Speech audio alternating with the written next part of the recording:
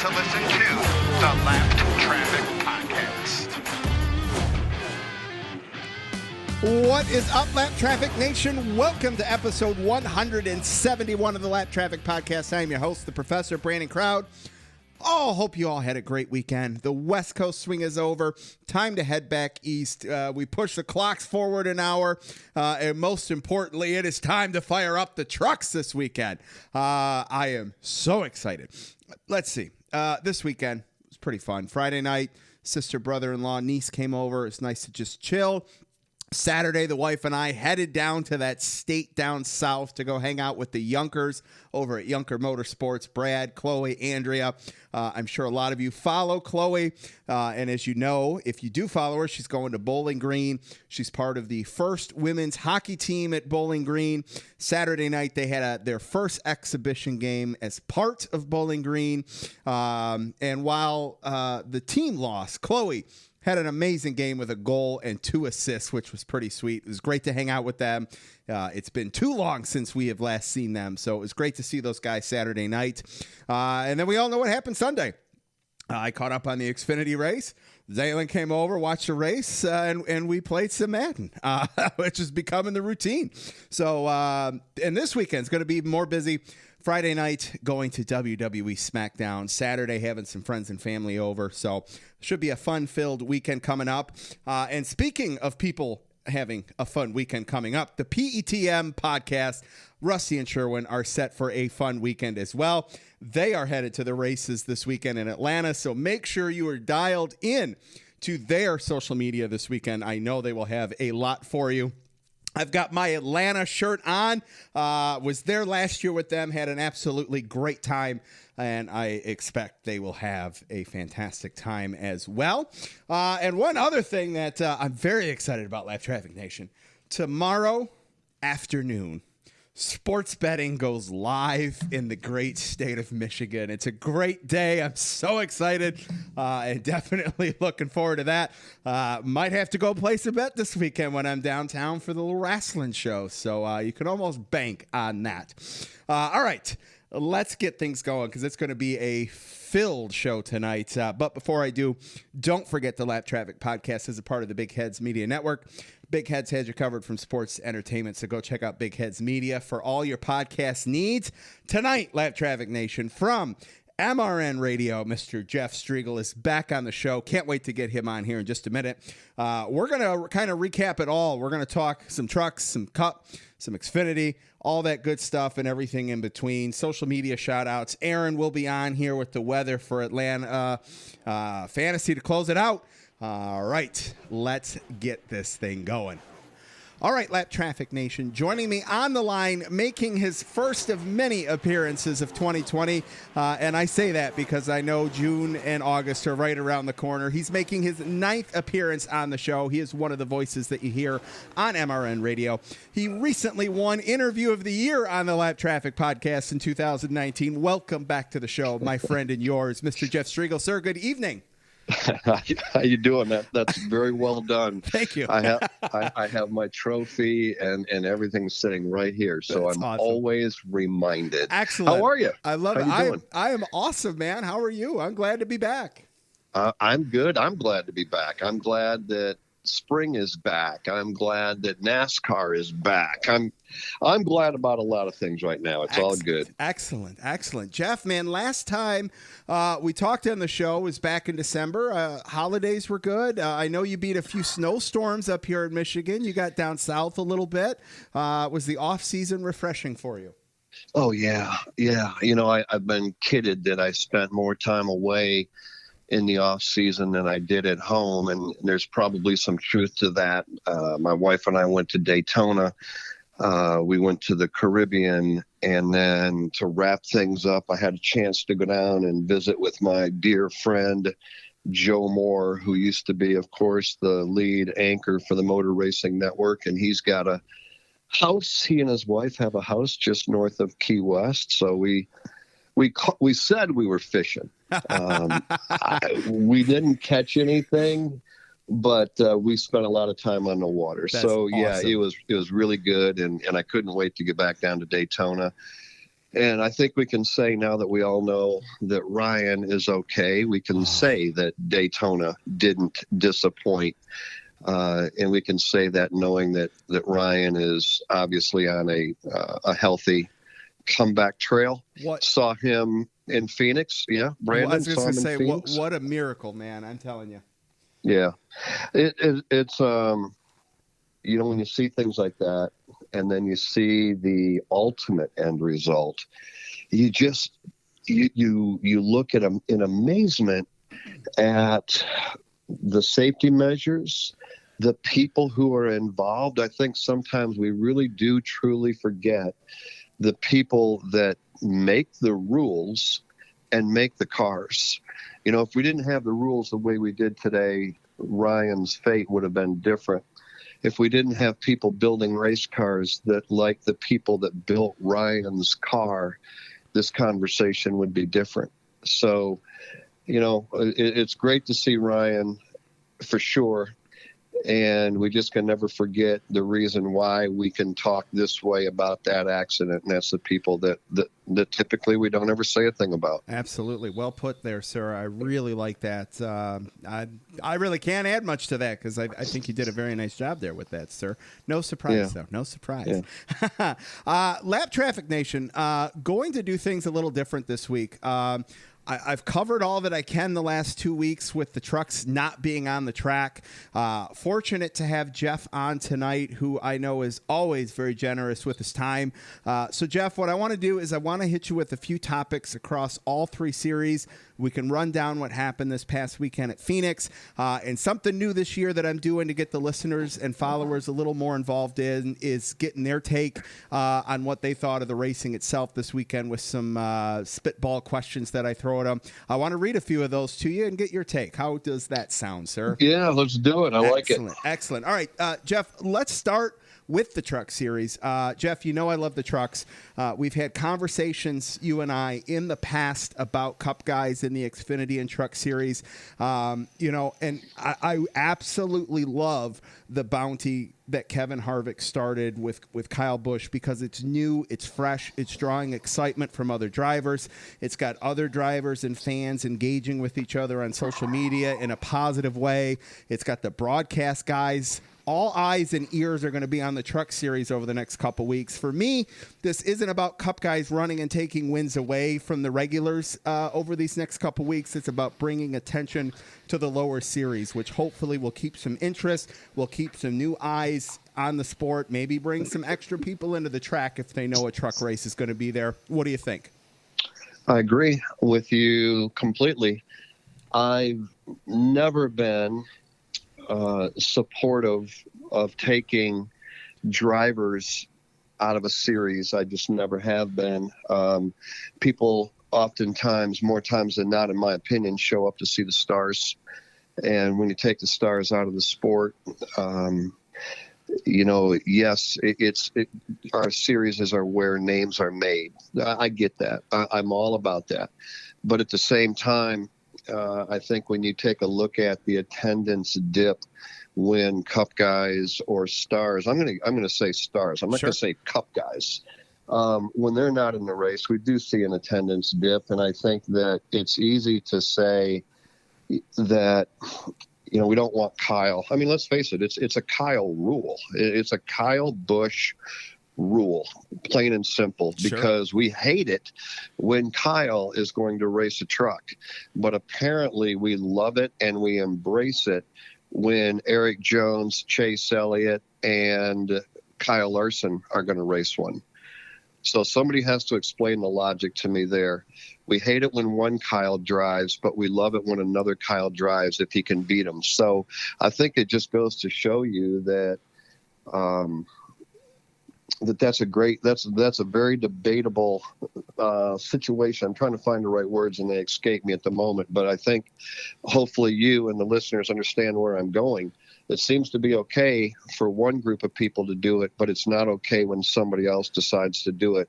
I've never been for that. I've been for allowing anybody who wants to race to race. It's good. It's valuable for our sport. Any driver hoping to make it to the highest level embraces the fact that a Larson, a Elliott, a Kyle Busch, anybody is able to come down and race with them, because just like what we saw, I'm going to give you the best example. They call it a career-defining moment for Brandon Jones. Took the words right out of my mouth. I love it. Yes. Thank you. And I don't have that written down anywhere. It just dawned on me. Yep. A career-defining moment. And I'll let the listeners pause here for a minute. Do you know what that career-defining moment was for Brandon Jones? It happened last Saturday. It happened when Brandon Jones passed Kyle Busch to go on and win the NASCAR Xfinity race at Phoenix. That's a career-defining moment. That put Brandon Jones, he was on the map. We all know who Brandon Jones is, but we know him a lot more now. Absolutely. And it came because he passed Kyle Busch, and he didn't pass, Jeff Striegle as an example. Sure. He passed the star of the sport. Yep. And there was a lot of people that came to see Kyle Busch either win or get beat. And then they were introduced to a greater detail, to a greater degree of Brandon Jones. Yep. Long answer. I get it. But yes, I'm very supportive of what they're doing. I'm with you. And over the years, 10 years ago, everybody knows I wasn't a fan of the, other drivers in the sport. I understand the importance of it now because I heard Kyle Busch in person explain why he runs, not just because he likes to add trophies to the trophy room, but him running allows the funding for the rest of his team for the most part. And I get that, and I appreciate that. And doing this podcast has given me so much of a greater appreciation for all the intricacies of the sport. That said, I love it when it's races with just the regulars, and I especially like this. But here's the thing I think that should be added to this personally is in 4 weeks, if somebody else comes along and goes, hey, I'm going to throw a bounty out there, it's not going to be as special as it is right now, because then it's going to become an oversaturation. And so I think this is the perfect time. I think, there have been other bounties that have been added onto this. I forget the name, but somebody put a bounty if somebody wins as a regular in the truck series. There's a reward there for that. This is going to be a special few weeks here in the truck series. Well, how about this? We forget, I think, sometimes, too, that a track actually has a promoter. They are a promoter, right? We allowed Harvick and Marcus Lemonis and the individual that you're talking about to put together a promotion, a bounty. But we also need to remember that a guy by the name of Humpy Wheeler from the Charlotte Motor Speedway has so much creativity. And I'm not going to get into all the different things that he introduced to NASCAR, but there was a lot of things that Humpy Wheeler introduced to NASCAR, and we all rolled our eyes and went, what are you thinking? Sure. Well, what he was thinking was things like we're seeing right now.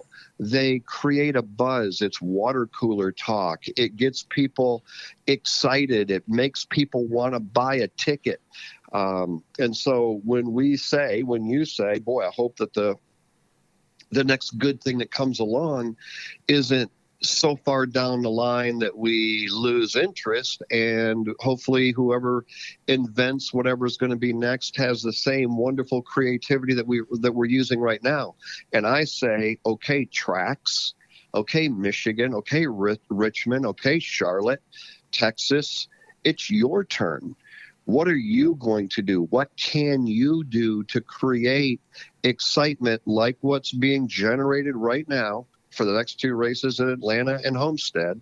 What can you do to create excitement that creates talk like we're having right now and a buzz that makes people want to buy your tickets? There's ideas out there. We just need to uncover them. Absolutely. That's great. I've had tracks on, the tracks do a ton as far as, entertainment and stuff in the fan plaza and right. all that, as we all know. But, hey, what extra buzz can you draw to create excitement on the racetrack? Because, growing up as a kid, the buzz wasn't necessarily about the concert on Saturday night. It wasn't about, what the Kids Zone had for kids. It was about the racing on the track. So let's maybe bring a little bit more focus towards that a little bit. I like that. Yeah, I agree. like that. I agree. All right, let's go back. I want to go back to Brandon Jones for a minute because I had that written down exactly word for word almost what you said there. But to piggyback off what you said a minute ago, he started on the pole last week, won both stages last week, but finished 30th. Finished 6th at Vegas, 4th at Daytona. I said it on the show last week to watch out for him. He is a kid on a mission, and he won his second race, 7 races apart from his first win. And I think that's a big momentum carrier for that team to do it. Granted, there's an off season in between, but from a race perspective, 7 races apart from his first and second win in the series. And like you said, to go out there and do that with Kyle Busch, and Brad Keselowski was out on the track too on Saturday. I think there was some talks last year about whether or not he'd be back. He is back, and I think he's put any question to rest for sure. Who won at Vegas? Oh, in the Xfinity Series? That's a good question. I couldn't answer that one. All right. Let's go back and revisit social media the day that Joe Gibbs Racing. Chase Briscoe in a Ford.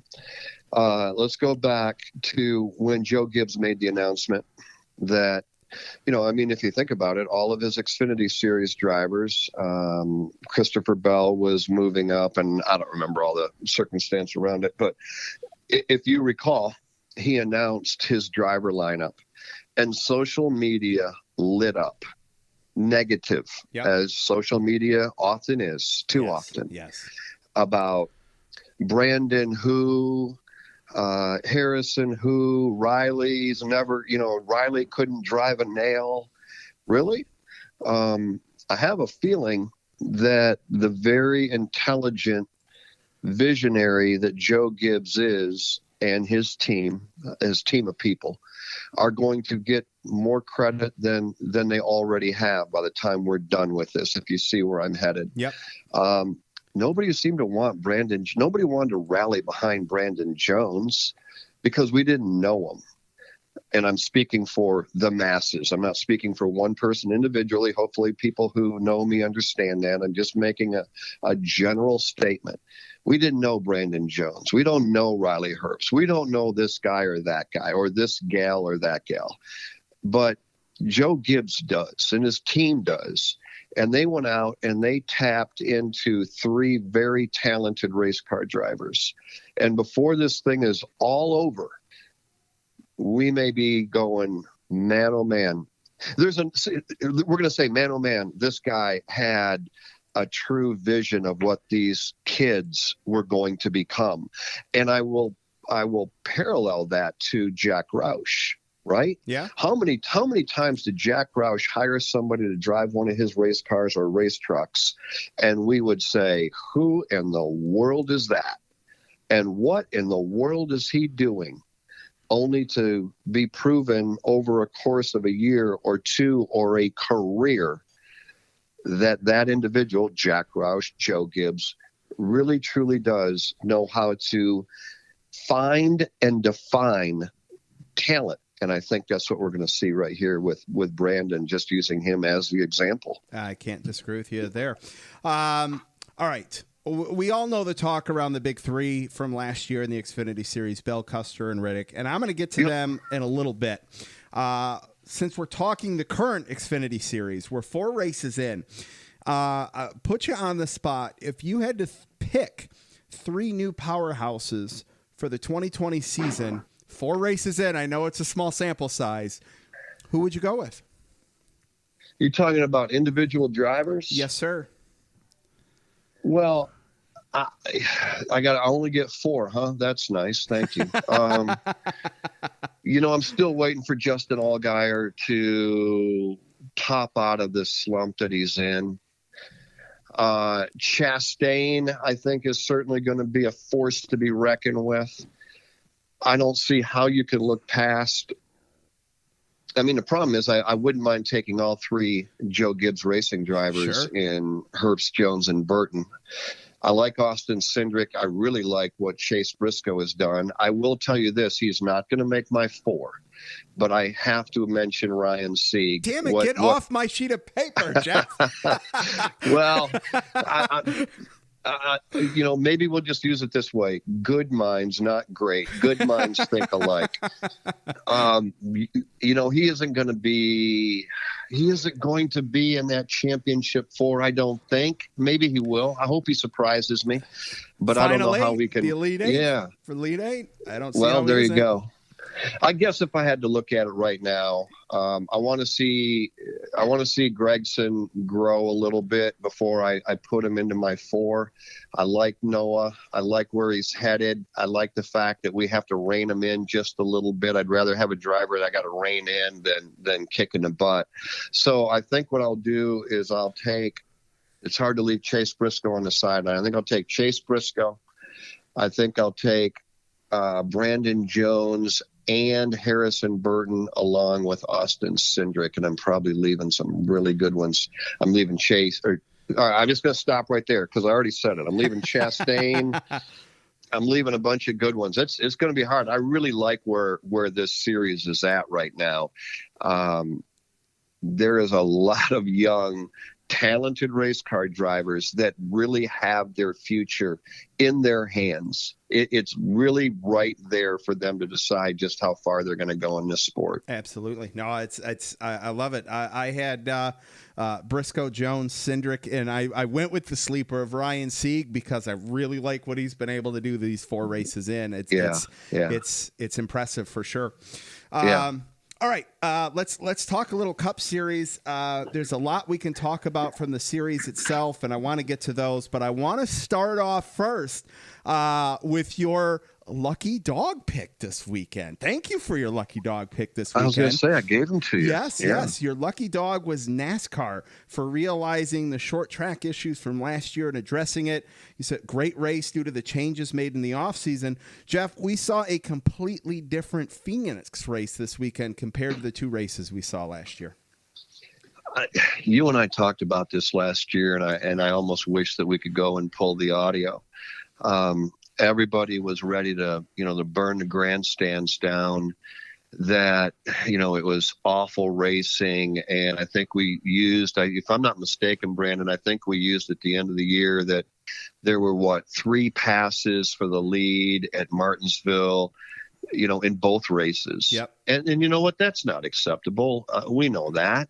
And everybody was like, no one's going to make a change. This is going to be terrible, et cetera, et cetera. And I went on the record and you did pull the audio. And I said, it's going to change. Yes. And that was before NASCAR had made any announcement. The thing that we have to remember is twofold. One, they'll make a change when change is necessary.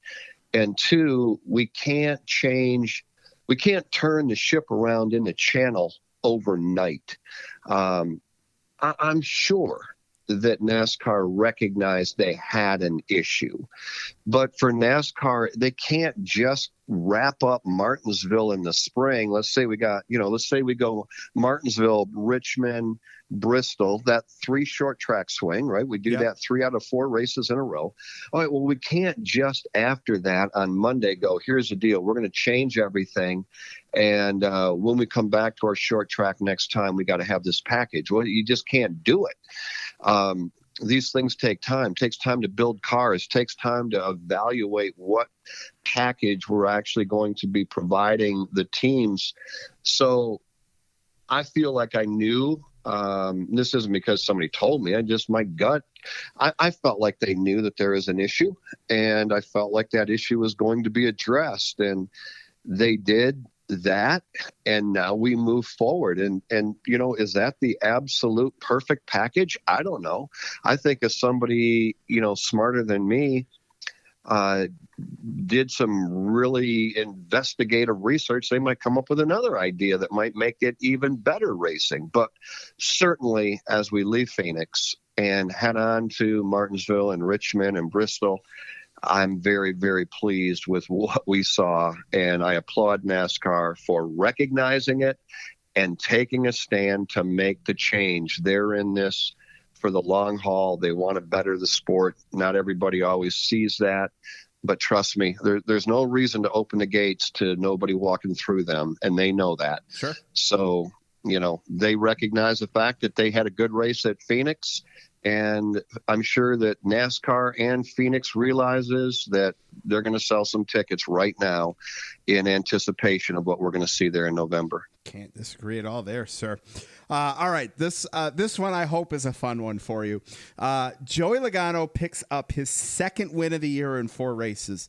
My question for you is this. There is hype around Brady and Belichick. Is it Brady? Is it Belichick? Was it Keselowski? Was it Paul Wolf? Where's the scale tipping? You want me to have fun with this and go on record. What you're asking me to do right now is to throw one, and I'm funning with you here. You want me to throw one individual under the bus. And here's how I'm going to get around that. And yes, I should have been a politician. I realize that. Here's how we're going to get around this, because I can do this without being a hypocrite, because I say this all the time. A race team, right from, and let's use from Roger Penske down to Todd Gordon, down to every individual on that team, right up into including the driver, is a puzzle piece. And when the puzzle pieces are either missing a piece, we all have puzzles in our basement. We've all put them together to find out that a piece or two is missing out of the box, or we can't seem to figure out how our puzzle goes together. When it doesn't go together, you have circumstances that evolve that you don't want. You don't win. And when they do go together and things are perfect, you win. Now, here's what I'm going to say. I'm going to tell it to you this way. I was surprised to see what Roger did. I was because because of this. I think you and I may have talked about this. You had 3 drivers on that team. All 3 of them won races at the highest level. You put all 3 of them in the playoffs. You had one make a good run. Nobody was in the Final 4. That goes to show you the tremendously high expectation that Roger Penske has for his organization, as well he should. Even with that success, Brandon, he called his team together and said, folks, we didn't do what we needed to do, and therefore I need to make a change. And so I'm going to go all the way back now full circle and say those 3 puzzles, one being driven by Ryan Blaney, the other by Logano, the other by Keselowski, those puzzles were darn near complete. But they weren't complete, not in Roger's mind. Sure. They were missing a piece someplace or another. And he said, for those reasons and those reasons alone, we need to make a change. Those are 6 when we talk about 3 crew chiefs on those teams and 3 drivers. Those are 6 highly talented individuals. I think they all gained. I don't think anybody lost. I absolutely love that response, sir. That was perfect. Absolutely perfect. I like that. All right, Jeff, it's something you and I have kind of made a staple of with your visits on the show as of late.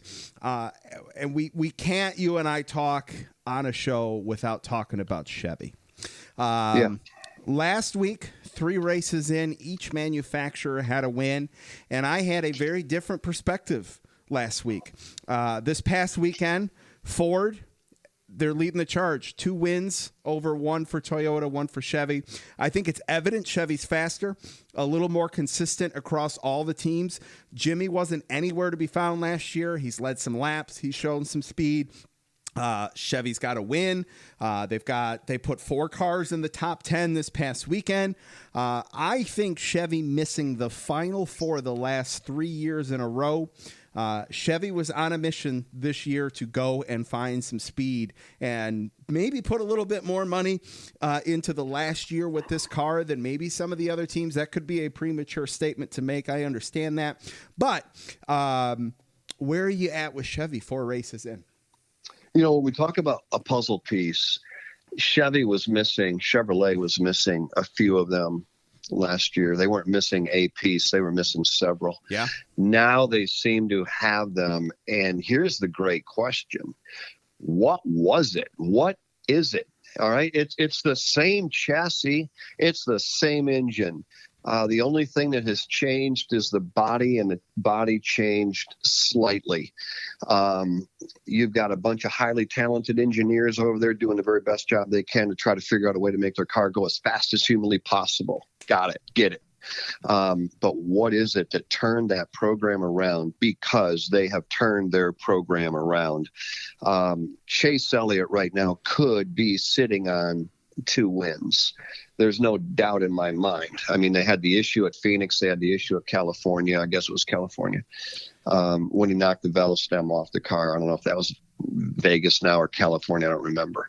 But Chase Elliott certainly could have had 2 wins by now. Alex Bowman has looked like a world beater at times.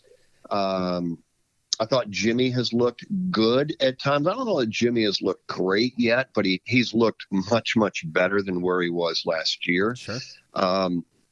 In the race at Phoenix, you saw both Ganassi cars running in the top 10 for the first time in a long time. I'll tell you, the banner waiver that surprises me is the rookie driving the Chevrolet for Richard Childress Racing. I mean, Tyler Reddick, what are you doing? Wow. What a job he did Yes. in flying the Chevrolet banner against the Fords last week. I think that just goes to show you that Chevy, the organizations as a whole, seem to be rowing in the same direction. They seem to be, I doubt they're sharing information, but they're getting good information from Chevrolet engineers on the property, and everything seems to be working. I like where Ford is at. I like where Chevy is at. Toyota, I'm not even sure what they're doing right now. I know that's coming up here in one of your questions to come. So I'm just going to leave it at that. Ford seems to be hitting on all cylinders right now, and I think Chevy is too. I think we see a different mix if Chevrolet didn't have some of the problems that we have seen take place in the first 4 races. Absolutely. Well, all right. So Toyota is my next question, but it's a mix of a question with another team. But before I do that, I want you mentioned Chase could have 2 wins. Ryan Blaney could have 2 wins, and we've got a whole nother topic of discussion if that's the case there, So, well, Ryan Blaney could have 4 wins, and that would be that I'm giving him Phoenix, and that would be premature. I think he was knocked out of that race way too early, but he almost won the 500. He was in position to win at Vegas. He was in position to win at California. And he has nothing to show for it, and then nothing again after Phoenix. But I think everybody knows competitor-wise, that Ryan Blaney will be a factor, and so will Chase Elliott here in the very, very near future. Absolutely. All right. So that leads to Toyota, but it's Toyota mixed with RCR, RPM, and Roush. Toyota obviously struggling as of late a little bit. They got to win, but on the grand scheme of things, we're going to say that they're struggling on a small sample size of 4 races in. You mentioned RCR. It was great to see Tyler Reddick, being an old, not that, like I said a little while ago, I'm so open to the sport and just a fan of the sport itself. But, growing up, Kevin Harvick fan with RCR, Boyer leaves, Harvick leaves, and we see a struggle with RCR. We've seen a struggle with RPM. Roush, after just dominating for the early 2000s, have been on the struggle. Toyota now, is it just this cycle that everything will eventually circle back around for teams once, you mentioned puzzle pieces, could RCR, could Roush, could their puzzle piece be the the new car next year. What might it take for these guys that we haven't seen as prevalent or in the conversation over the last couple years? Boy, that's a dicey question, because you could say that it's a driver. You could say that it's a crew chief. You could say that it's a engineer or a car chief.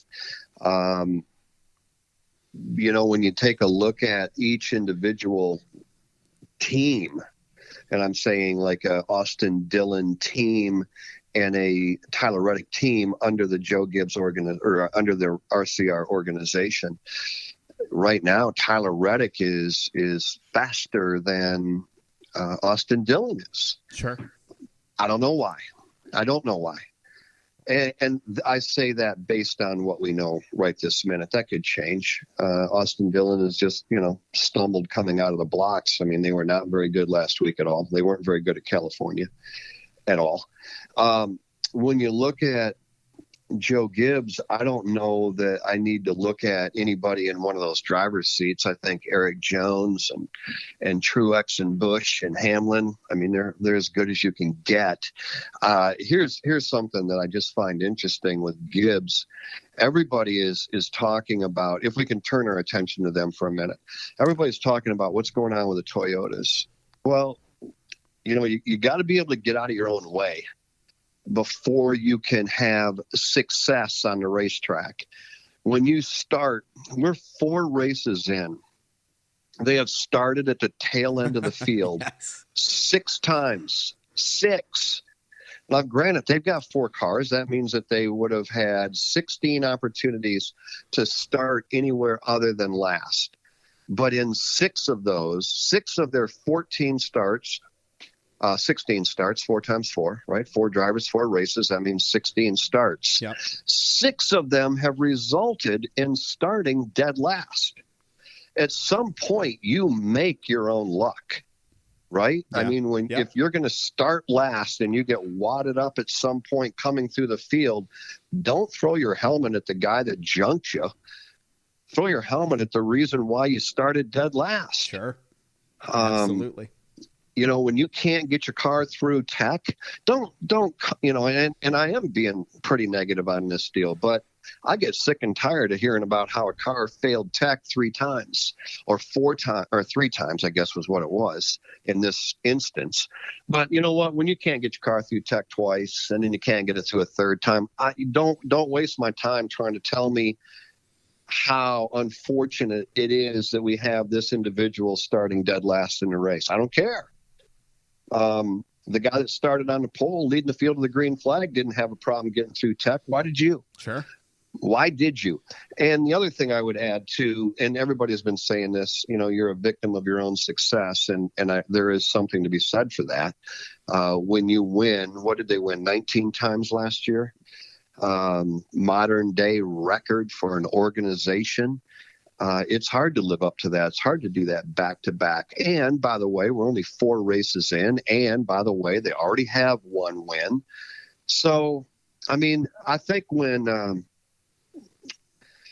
they just get their feet on the ground, they're going to be just fine. I was a little surprised that the cars didn't show the kind of speed that I thought they were going to in the last couple of races, but then again, when you got Truex starting out back, when you got Hamlin getting involved in a crash on, what was it, lap 65? I mean, some of this stuff is like, are you kidding me? Sure.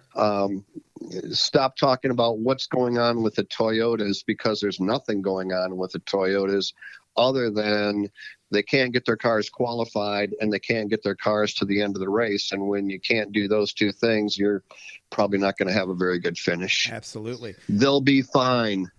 Denny Hamlin, Martin Truex Jr., Kyle Busch, and Eric Jones are going to win their fair share of races. I think it's just a matter of they're just stumbling coming out of the block. But let's face it, they were the big horse coming in. They still are the big horse.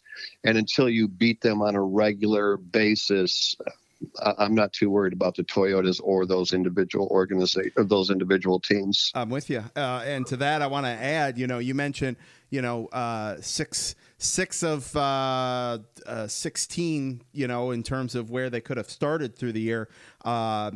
We talk about the level of competition a little bit ago in terms of, Chase Elliott could have had a few wins. Ryan Blaney's going to be competing for wins. All four Gibbs.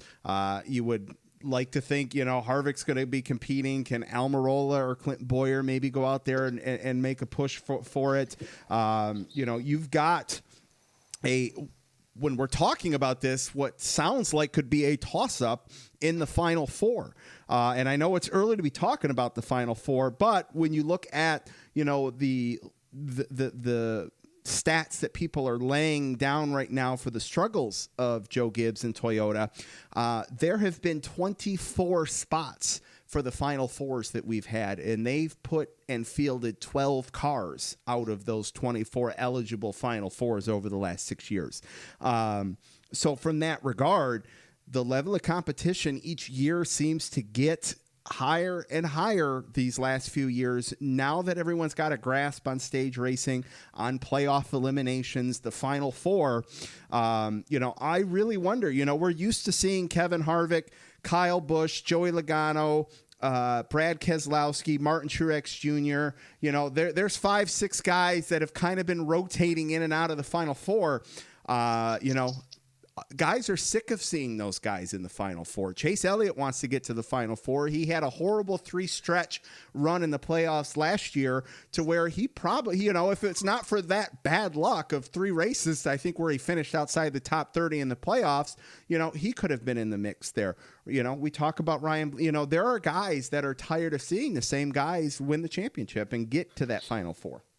To be the best, you got to beat the best. And until that happens, you're going to see Harvick and Logano and somebody from Gibbs Racing. And here's a thought for you. Let's forget about Daytona for a minute and look at Vegas, California, and Phoenix. That's a 3-race stretch right there. Our playoff runs from 16 down to 12, down to 8. Those are 3-race runs, correct? Yep. All right.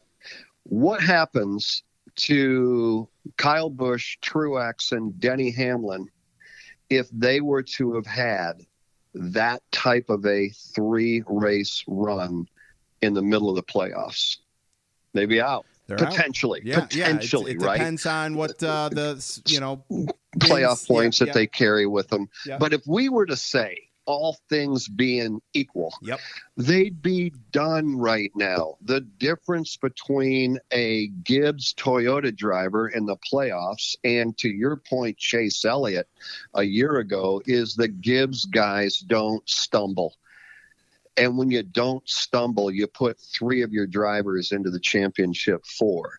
All right, Chase stumbled last year, had an awful stretch. I don't remember. It seems like it was a round of 12 leading to the round of 8, but I could be wrong. And that's the difference, isn't it? And what we just saw right now is if the Gibbs guys are stumbling right now. Well, if you're going to stumble right now, or if you're going to stumble at some point during the season, stumble right now. Because Truex right now is sitting 15th in points and has yet to score a top 10. And do you think that they're worried about that at all? No, not at all. Not when you let 16 make it. When you let, if they were to cut that to 12, which I think is the bread and butter number for the Cup. If you cut that and make it a little bit more enticing so that basically half your field doesn't make the playoffs, then maybe you start to worry early on. But to your point, they're sitting 15th. They're not going to have 16 race winners. Do they need to worry? Absolutely not. And you have to win. All right. Well, you know what? I'll go on record right now, and I'll bet you $10 that Truex is going to win one time between now and the time we get to Daytona. Absolutely. And I'm guessing that nobody out there is going to take me up on that bet. So, again, the point is we are racing right now. We're getting our feet on the ground. Some people are coming out of the blocks, storming. and some are not. William Byron is 19th. I think Byron is going to win a race, for crying out loud. Eric Jones right now is 20th. I expect Eric will win a race. Truex and Kurt Busch are 15 and 16. The whole thing is upside down. It will shake itself out and look better by the time we get to 1st of June. But it just kind of goes to show you that if we weren't in the situation, the playoff situation that we do today, you might be looking at guys like Truex and Byron and Jones and others by saying their season's over. Yep. Well, it's not over. It's not over by a long shot. They will be in the playoffs because they will earn it based on the way that we set our championship drivers. And I like it, and I'm excited for it. I can't wait to see it play out. Absolutely. All right. I got 2 more for you. Then we'll get a couple listener things and let you run. And speaking of guys that are up there in the standings, a guy sitting 9th right now in the standings, Matty Benedetto. 4 races with the new team at Wood Brothers, 19th at Daytona, 2nd at Vegas, and back-to-back 13th place finishes at Auto Club in Phoenix. For me, I'm ecstatic. That 2nd place was awesome for it. Just kind of the way things cycled out. He got that. But back-to-back 13s for Matt Benedetto is awesome. He had a career record year last year with top 10s. I cannot wait to see what Matt D does on the racetrack this year. If you're Jeff Striegle, what's Jeff Striegle's realistic expectations for Matt Benedetto this year? Make the playoffs and try to make the round of 12, I think is about the best. I think you want to look at a race win. Does he get 2? I don't know. I think he can get 1. I'm going to tell you this. This is where people will love to debate me because I'm too black and white. I'm disappointed in the back-to-back 13th place finishes.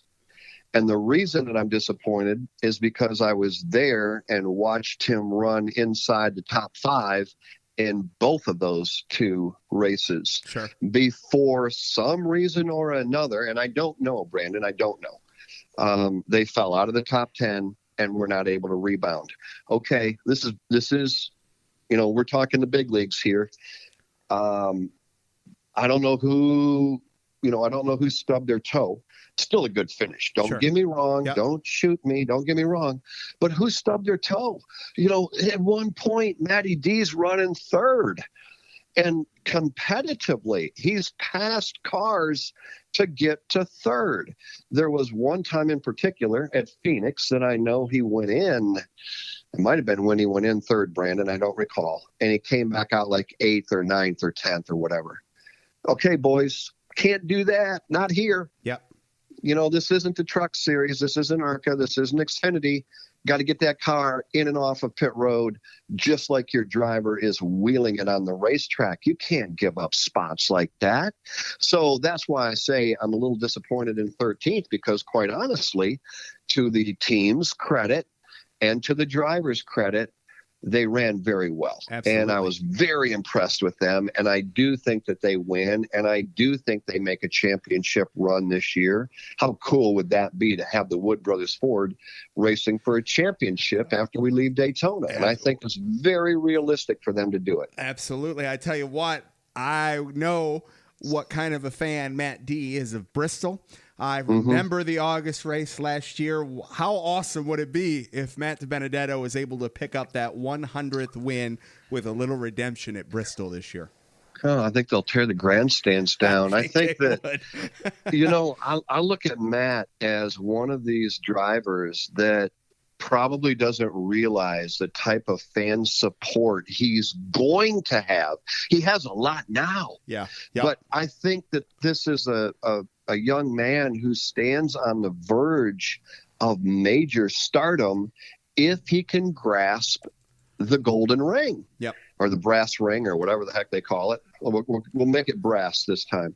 The opportunity is right there for him if he can grasp it. He's got a great fan base today. but I think there's a lot of people that still don't know Matt like his fans know Matt and like we know Matt. And when he's standing there celebrating in victory lane, they're going to know Matt and they're going to embrace it and they're going to want to be a part of that bandwagon. So I think there's some cool things that are ahead for the Wood brothers and for Matt DiBenedetto. Absolutely. I love it. All right, Jeff, let's get to a couple listener feedback responses from this weekend. I asked the listeners, with Logano being the first driver with 2 wins on the season and gave Ford the manufacturer lead, I asked them for their thoughts on this weekend on Ford, Joey Logano. Mick at GoDucks42_Mick's takeaway is that Penske and HMS seem to have the most speed after 4 races, and who would have thought how dominant Toyota was in 2019 after 4 races, they'd have no one in the top 10 in points. We kind of talked about that a little bit, but go, what do you got there for Mick? We're 4 races in. Talk to me after we're 10. How's that? I love it. Yeah, he's right. Hendrick looks very, very good right now. Team Penske looks very, very, very, very good right now. I mean, again, Ryan Blaney is stubbing his toe. He's been caught up in other people's messes or whatever. Anyway, he's on the sidelines. He's not the results don't equal what the performance potential that we see on the track. Same thing for Chase Elliott. And again, the Gibbs guys are just stumbling out of the block. They'll get their footing. They're going to rocket up into the top 10. I have no doubt about it. So I'd say let's not jump to any conclusions. There are certainly some things that we know today that we didn't know before we got to Daytona. However, it will level set over the course of the next 6 races. So by the time we get to race number 10, let's revisit this. Absolutely. I like that. Probably, you and I will probably hash it out on our pre-MIS show. There you go. Yes. Mike at Odell_Michael. Seems like Toyota has some work to do. Season's too young. We kind of just talked about that, so I'll go into the next one here. Jesse at Iowa NASCAR fan. Toyota has work to do after today's race. And it looks like after today's radio chatter that Logano and Keselowski are not on the same page. They definitely have had some issues with each other on the track. I guess I'm going to just sum it up this way, and I've used this phrase already in the show. It's a big boy sport. It's a big boy's game. It's a big boy's business. Yep, we're teammates. I got it. But, let's just say it's you and I, Brandon. You and I are on the same team, and I don't feel like you raced me the way that I should be raced. It wouldn't matter if you were on the same team or if you were driving for Hendrick. We're going to see it. We've seen it before. Clint Boyer said it about Kevin Harvick. What was it, 2 years ago when he got raced hard coming to a stage checker? You remember that? Yes. When he said, Kevin Harvick, what a great teammate. We've heard it many times. Something tells me they've had a beer or two since that. Well, even if they haven't, if they haven't, you got to remember we got guys out there running organizations by the name of Penske, Gibbs, Roush, Hendrick, Ganassi, Tony Stewart.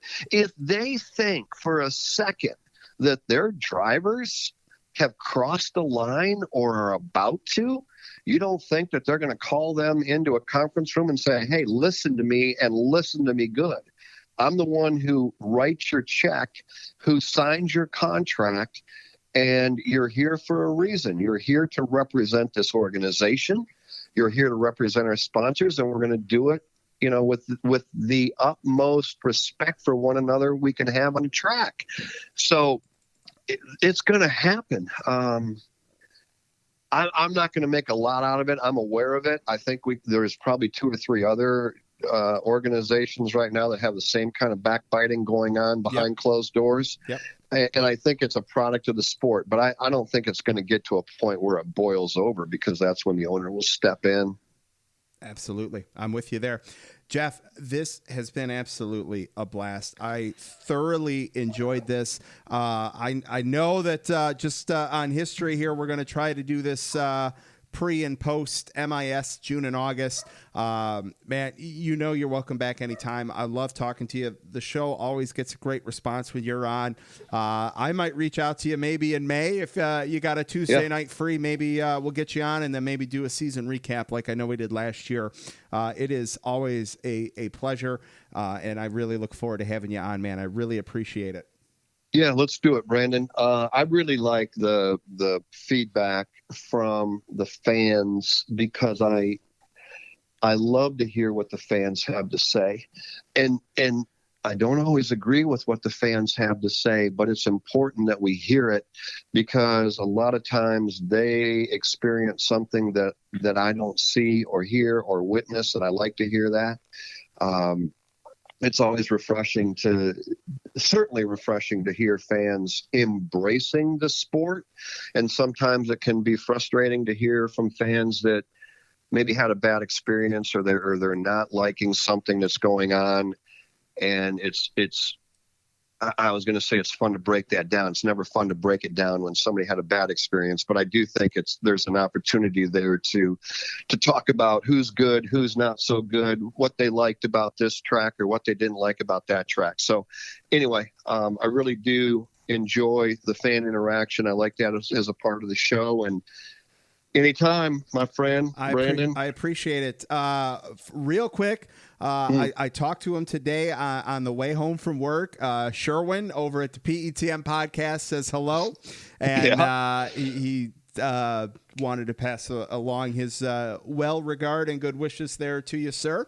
I love those guys as well. They are awesome. You guys do such a great job, both of you. And I said it, on your show. I said it on theirs. Yes. Thanks for what you do.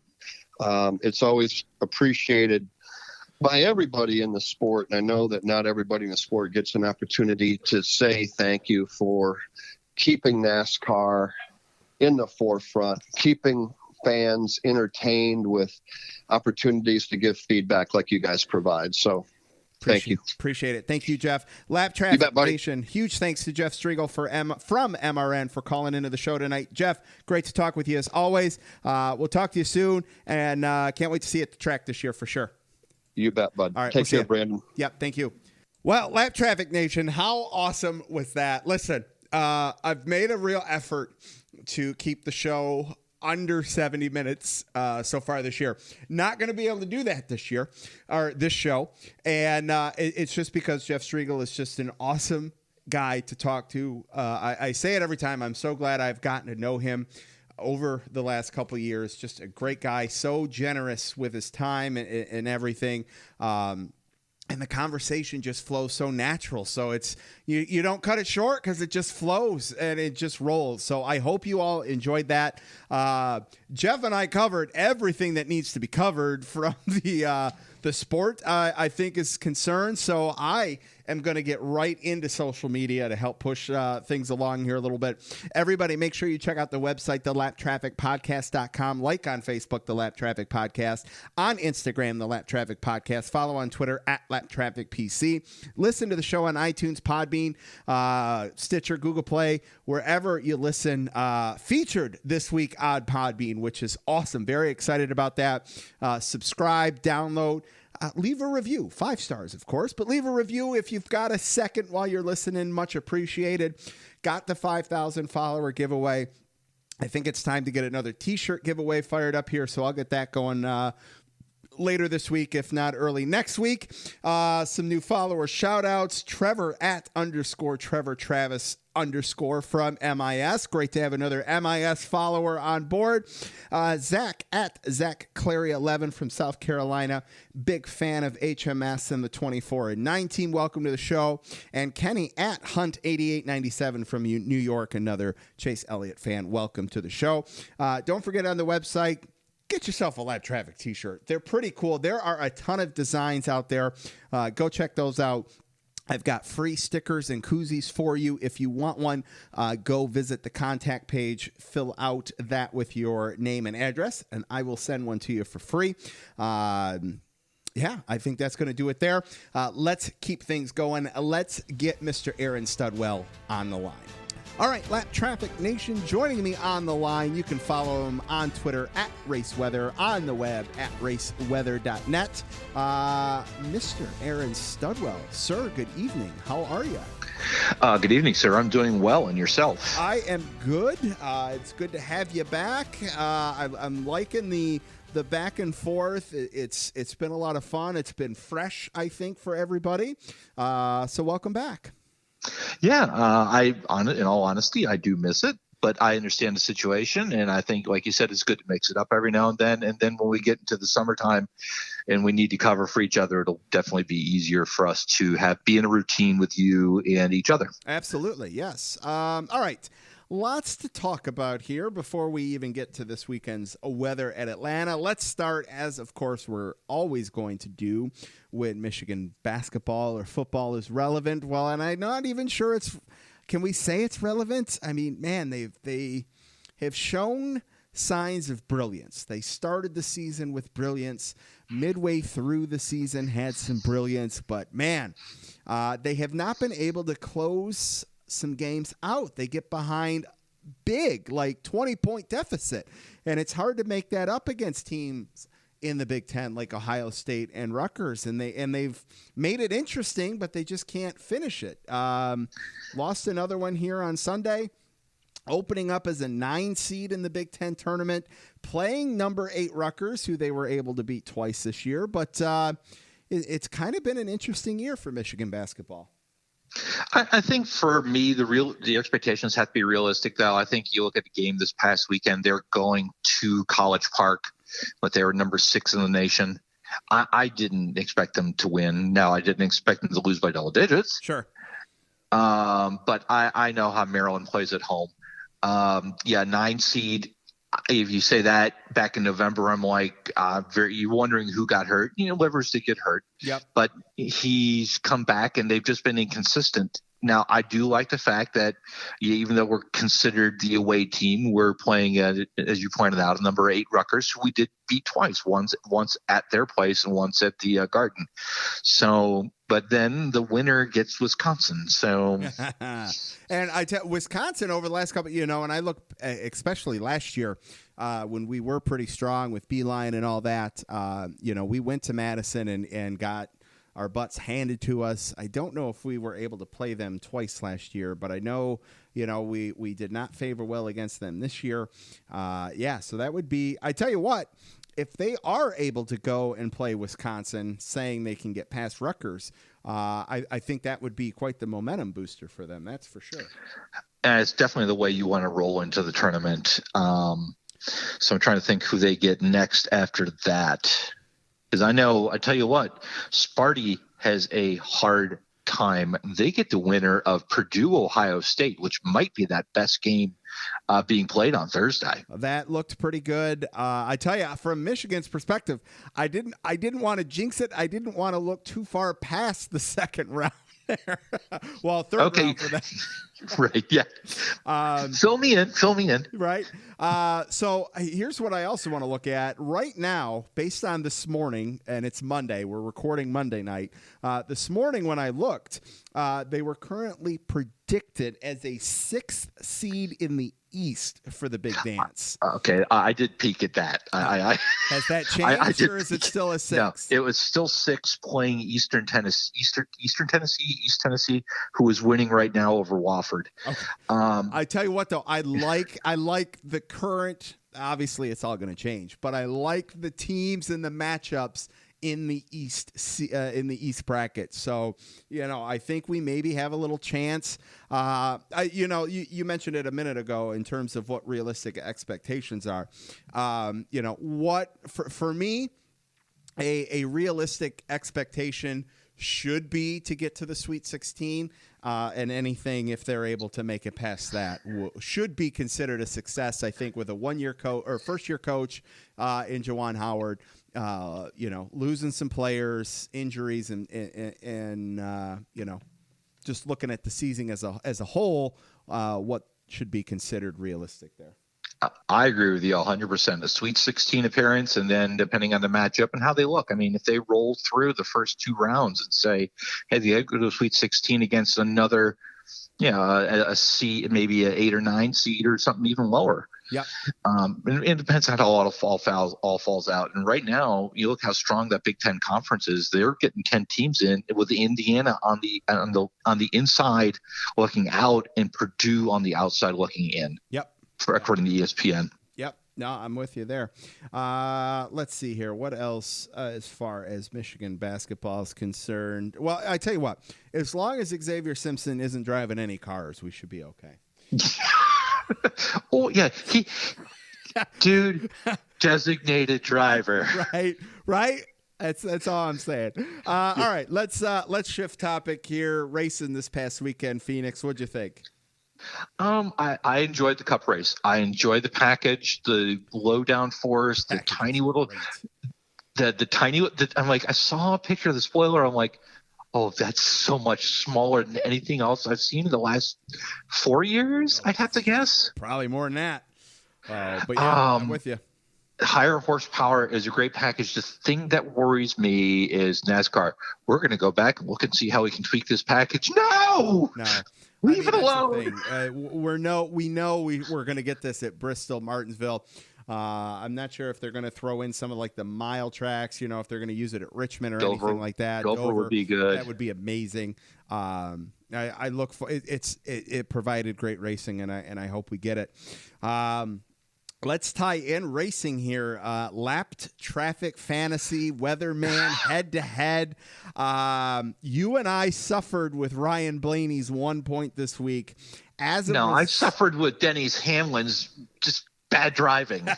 Well, see, therein lies the underlying point there. The trend, though, of whomever has given the forecast has won that week. So it's currently tied at 2-2 in the head-to-head battle. And if Trends, you're a weather guy, Trends, right? That's what you use a little bit in your predictions. So the trend should indicate that you should win this week. I'm happy with that. And that said, let's talk a little weather. I'm very excited. All three series are running. Doubleheader Saturday. How are we looking for the PETM boys who will be headed to the races this weekend? That explains why it's raining every day. I don't even know why I bothered to look at the forecast models. All I need to do was their travel plans. Yep. Oh, man. Okay. Sorry. Love it. Friday practice sessions. Cloudy all day, chance of afternoon showers, increasing winds, high of 70, low of 58. And, I don't think that Friday is going to be, it's just showers moving in late, and maybe they can juggle around some things. And it's just practice. We're really talking about practice. I mean, I know it's supposed to be the leader and all that, but we're talking about practice. Saturday, the wonderful Xfinity truck race doubleheader, as you said. I love that idea. Absolutely. Morning cloudy, chance of showers, afternoon clearing, high of 68, low of 46. For the Cup race, the Folds of Honor 500, increasing clouds, slight chance of afternoon showers. I would not change your plans based on any of this. There's a cold front moving through in the morning, so we'll have northerly winds 10 to 15 miles an hour, but it'll dry out. I really see the chance of rain more for the morning, more for before noon, and then afternoon looks like we'll be good to go with clearing skies. What's the temp Sunday? Temperature Sunday, high of 70, morning low of 51.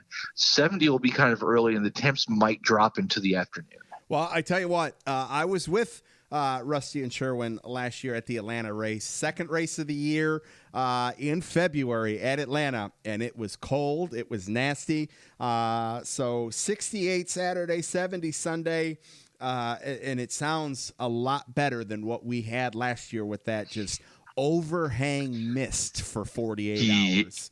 Yeah, and that does affect track drying on a older track like Atlanta. Yep. So it looks like you have the weather is good. Yes, and you have the weather guarantee, as they'll definitely like push and promote. Absolutely. Excellent. Well, sir, thanks for calling in on a Monday night to record this. I appreciate it. Good luck this week in Lap Traffic Fantasy. And let's see, we'll talk to you in a couple weeks. You will. And I'll be online, as you said earlier, at Race Weather on Twitter. And then if you like the work I'm doing here, please go to raceweather.net. And then there's a link through to Patreon. And it's also in my Twitter profile. For if you like the work I'm doing here with early forecasts for NASCAR, earlier forecast for Formula One, more racing, and even though they're not having fans attend some of the races, and no, serious, Dubai's no fans, and like the weekend updates, we appreciate your support. Absolutely. Thank you. Lap Traffic Nation. Make sure you follow Aaron on Twitter at RaceWeather, Brian Newdorf at NASCAR_WXMAN for all the updates this week. Aaron, like I said, we'll talk to you soon, and have a good one, brother. Brandon, have a great week. Thanks, brother. Talk to you. Bye. All right, Lap Traffic Nation, great to have Aaron back on the show, and I love the head-to-head battle Aaron and Brian have with the fantasy league there for sure.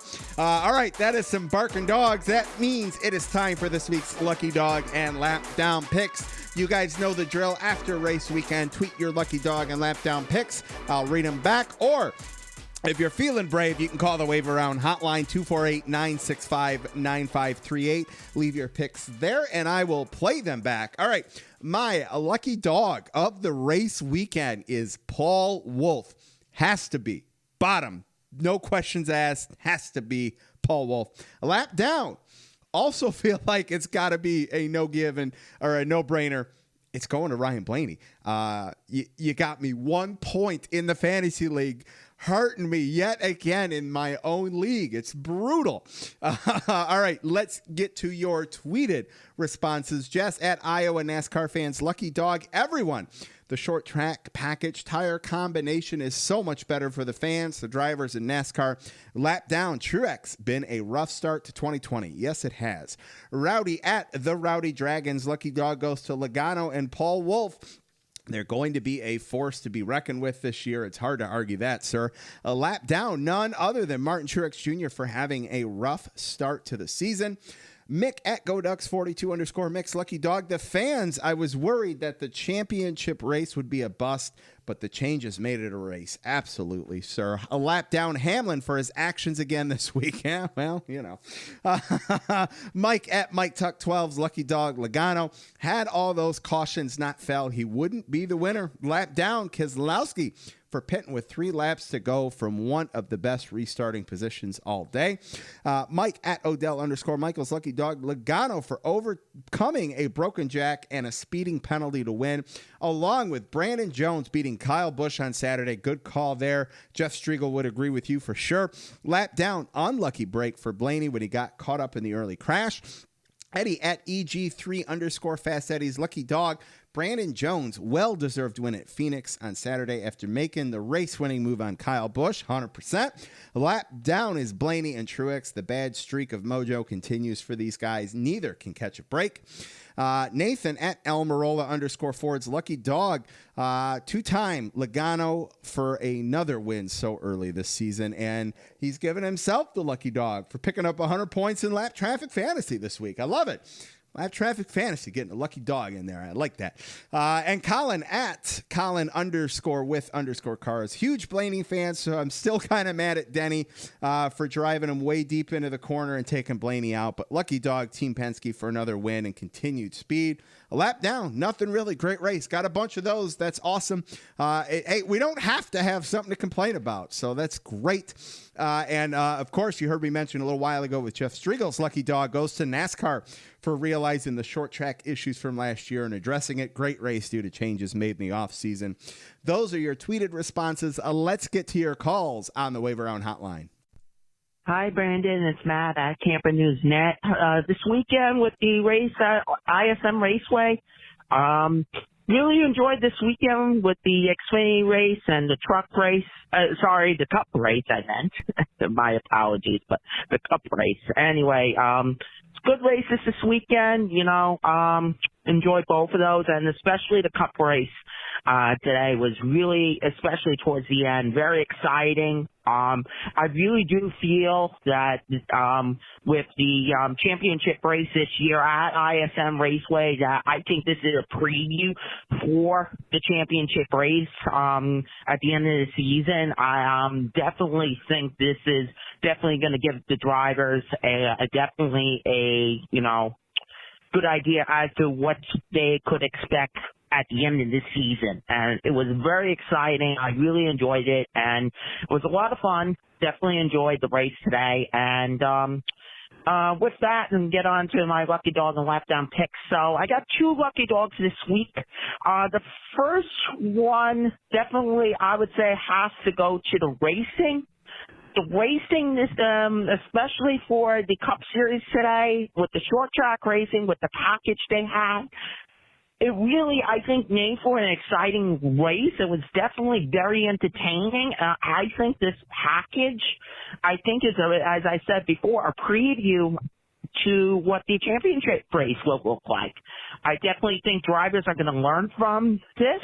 I definitely think drivers are going to be able to figure out what they think is best for them, especially when it comes down to the championship for at the end of the season in Phoenix. It was definitely something that I really enjoyed, and the package, I think NASCAR really, put on a very good show today.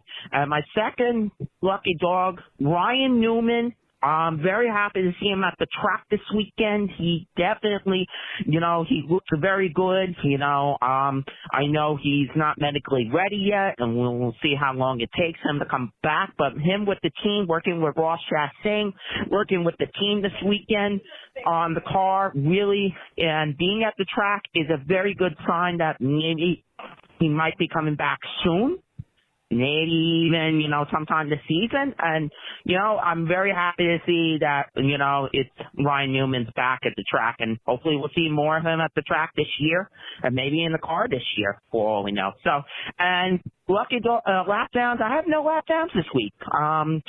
Nothing really to complain about. So with that, we'll wrap up this week. And, of course, enjoy your week. As always, Brandon, I'll talk to you next weekend after the triple header at Atlanta. So thank you so much, Brandon, as always, and take care.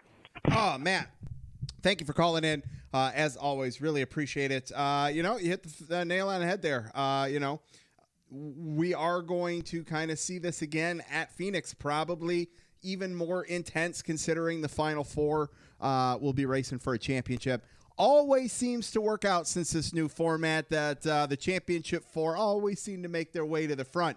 And the cars really didn't spread out too much. First and second were able to stay pretty close to each other this weekend. So we would definitely be in for a treat at the championship in November.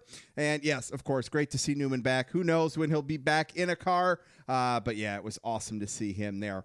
All right, let's get to the next call on the Wave Around Hotline.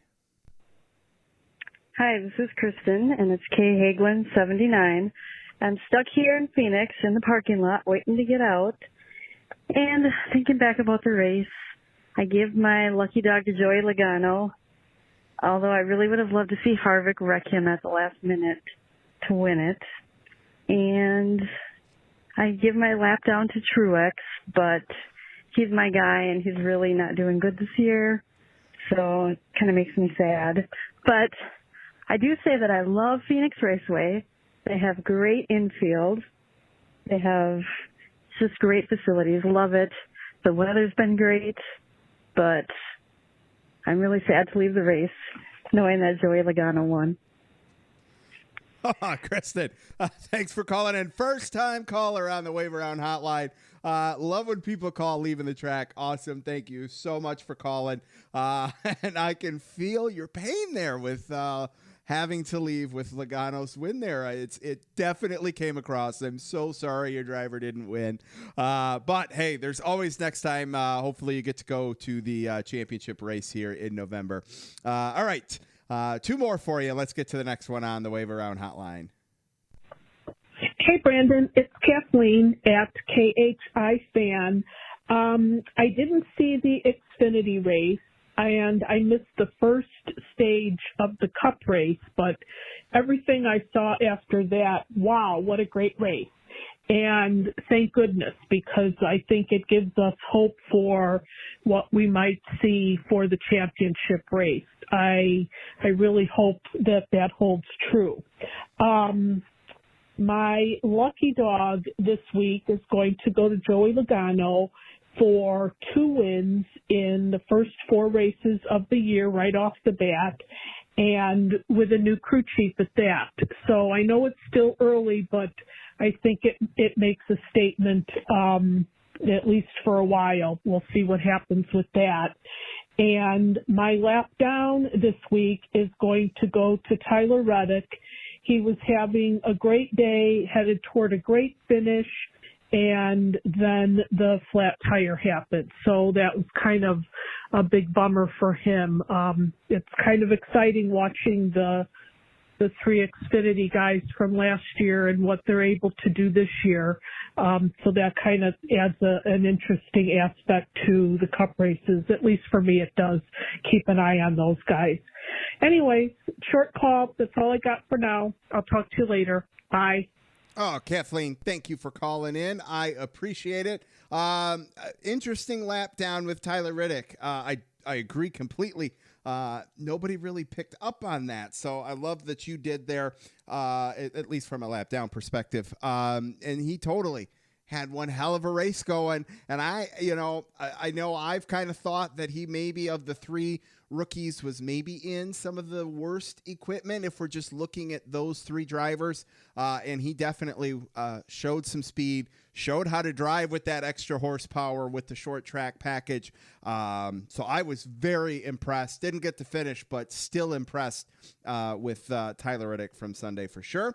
All right. I said it last week. I'm not giving him an introduction. You guys know who it is.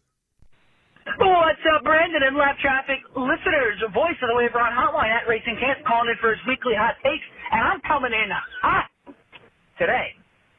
Let me just start off by saying Phoenix was a flippin' damn good race, and if the championship race is even halfway as good, we're going to be in for a treat. I think we were all a little reserved on how Phoenix would work, especially after last year's high downforce debacle, which will be a transition to what my rant is. I'm just going to give Phoenix, everywhere about Phoenix is a lucky dog, except Martin Truex, who's my lap down for really bending me over in fantasy. Yeah, what is my rant about this week? I am tired of hearing the term, it's what the fans want. No, it's not what the fans want, it's what you want as a fan. It's what the fans want has given us playoffs, chases, stages, lucky dogs, wave arounds, double file restarts. And I'm not saying all of that is bad. That is up for you to decide as a fan. That is not up for anyone to decide but you as a fan. Stop saying it's what the fans want, complaining about, the Busch Clash is now on a road course. Who cares? We needed it to be changed. It was a horrible race. No one wants to see Demolition Derby. It's expensive, and it's just not a feasible thing to do long term. Why not throw them on the road course? Who cares? But stop saying it's what the fans want. It's given us this pussified motor. It's given us horrible racing. We had a lost year of road courses and short tracks in 2019 because of it. And now they had to go back on the stupid-ass changes that they made to the aero package. And they did that, and we saw a damn good race yesterday. So stop saying it's what the fans want. Put your input, but it's what you want, you idiot. That just pisses me off. That's my platform for the week. I'm going to hop off the soapbox now. And you could probably find me on the soapbox, later on Twitter, because I tend to do that, whether it's about, Yankee baseball or how, NASCAR fans are a little out there sometimes. Brandon, have a great show. Hope the listeners enjoyed my rant, and have a good week, bud. Oh, Mr. Andrew Cancia, thank you for calling in. I love that rant, because you're not wrong. The verbiage could be altered for sure, and, you cannot argue with the results from this weekend. You're not going to be able to argue, I bet, with the results we see at the short tracks this year or the road courses this year. You summed it up perfectly. I'm going to leave it with that. That's going to do it for this week's A Lucky Dog, Lap Down, Waiver on Hotline, all that good stuff. Thanks for all of the submissions. Keep them coming. All right, it's time to close this thing out with a little lap traffic fantasy. Just a reminder, get your picks in by 5 o'clock Eastern Standard Time on Thursday. Keep the Twitter interaction up with your picks and friendly trash talking. It's very cool to see. Don't forget the email for your picks is fantasylaptraffic@gmail.com. Make sure you're keeping track of the picks you've taken on the website and all that good stuff. 10 weeks to go in segment 1. No one swept the weekend, but 3 players did take Brandon Jones. That was last week's week high. Crystal Smoke, Joel Nolf, and Timothy Triplett. And 2 players with Logano, that was Brett Morris and Brian Newdorf. Nice job there, guys. Weekly high was shared by quite a few. Brian Hall, Kim James, Michael Elliott, Paul Lafferty, and Toby Christie all scored 101 points with their picks of Harvick and Briscoe. Second week high was 100 points by Nathan Singleton with his picks of Harvick and Chastain. My picks of Allgaier and Blaney got me a whopping 41 points, and I fell from 21st to 34th, and nobody cares. Over to the top 10 in standings. Familiar name, Mr. Brad Carnes with 397 is in first. Jess Rose in second with 392. Nathan Singleton in third with 386. Matt Camper in fourth with 385. Chad Robb in fifth with 379. Greg Whited and Michael Elliott with a two-way tie for sixth with 375. Crystal Smoke in seventh with 374. Joe Hewson in 8th with 367, Toby Christie in 9th with 362, and Mick Rose in 10th with 361. Nice job there. It's nice and close. Still anybody's game with 10 races to go, or 10 weeks to go, I should say. And we're picking all 3 series this week. Let's get our guest picker on the line. One of the guys who scored 101 points, Mr. Toby Christie. All right, Lap Traffic Nation, joining me on the line. He is one half of the Final Lap podcast. You can find him on the web at tobychristie.com. And he was one of 5 players this week with the highest score. Welcome back to the show, Mr. Toby Christie. Sir, what's going on, man? How are you?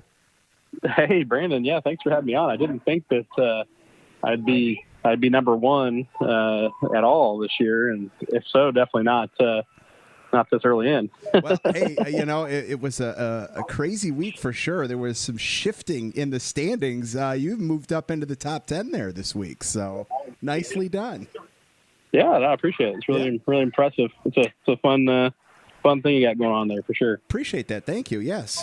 So how's things going with the website, the podcast, and all that good stuff since I got you on? It's going great. The interest in NASCAR seems to have really been spiking again. It seems like there's a bunch of buzz surrounding it. Things were kind of dropping off there for a little while, but it seems like the early start to the year this year has really helped things for sure. Absolutely. And where can everybody find, hit them with the website, what they can find on there, and your podcast, when you post that and all that good stuff?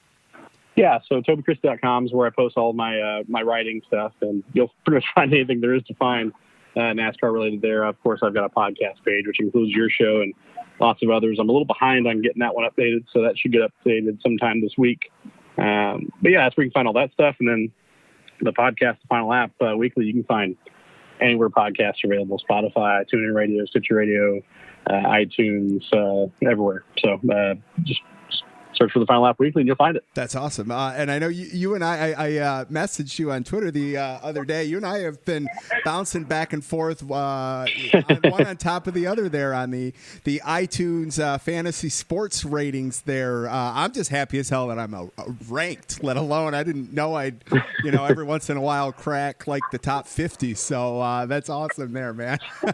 Yeah, definitely. It's cool to see you up there because I remember with the humble beginnings, you were just happy to get a few listens here and there, but it's awesome to see how much your audience has grown, and it's really cool to see how the entire industry of NASCAR podcasts have grown as a whole. It's really cool to see. Absolutely, yes. Thank you very much. What'd you think of the racing this weekend there, sir? Dude, if you didn't like it, I don't know what you're looking for. Right? That was about as good of racing as you could get at a mile speedway. That was excellent. The spoilers being cut down definitely led itself to some amazing racing. Restarts were very unpredictable, and I don't think obviously Kevin Harvick and Chase Elliott were the head and shoulders above the rest of the pack cars throughout the race, but you never really, even towards the closing laps there, felt you knew who the winner was going to be, and it didn't end up being Harvick, so that was even more unpredictable, but I thought it was a great race.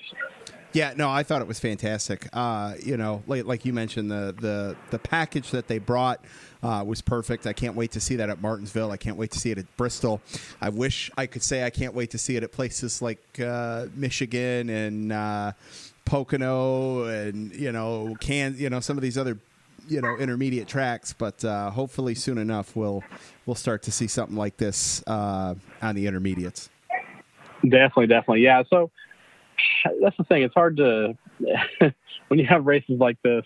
It really makes you expect better things each and every week. And of course, we're going to have some down races every now and again, but we should really appreciate when we see stuff like this.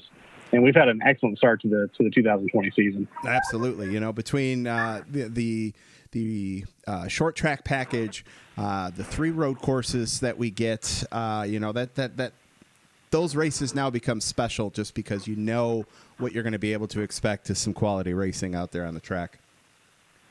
Yeah, you've got a package that they can actually do something with. You can make some passes happen.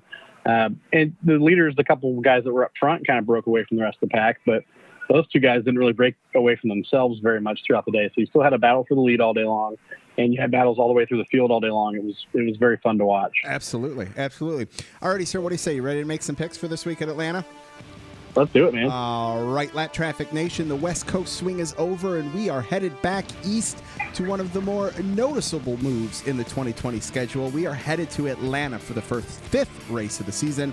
I will just start it off with this. It's another bread and butter track for Kevin Harvick. He's had a strong car this past weekend. He's got 8 top 5s and 2 wins at Atlanta. I look for a lot of the Lap Traffic fantasy players to cash in on the 4 team this weekend.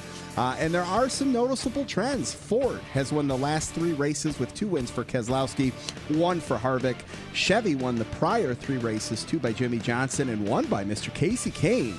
And in the last 10 years, here's a funny one for you guys, Dodge has more wins than Toyota does at Atlanta. It's not too often we can say a manufacturer that doesn't race anymore has more wins than Toyota at a track.